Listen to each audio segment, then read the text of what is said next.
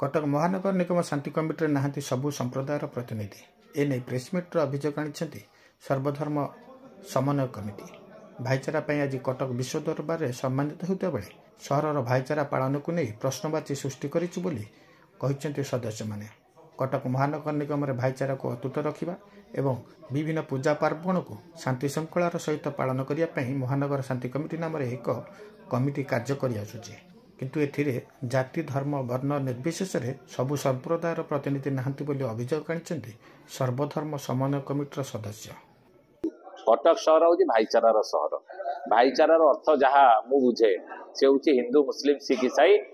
आपस में हम सब भाई भाई एवं आमे देखुचु जे शांति कमिटी रे सबु संप्रदायर प्रतिनिधित्व नाही जहाँ फल आमे भावुचे या पूर्णांग शांति कमिटी नुह तेणु आमे निवेदन करुचु जे से शांति कमिटी अच्छी से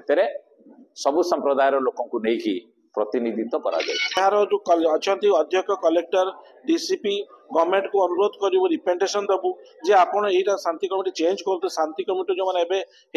भी रिक्वेस्ट करूँ आम समस्त रिक्वेस्ट एंड डिमांड करूँ जे एथिरे चेंज करा जाऊ चेंज करे नूतन बहुत जिनस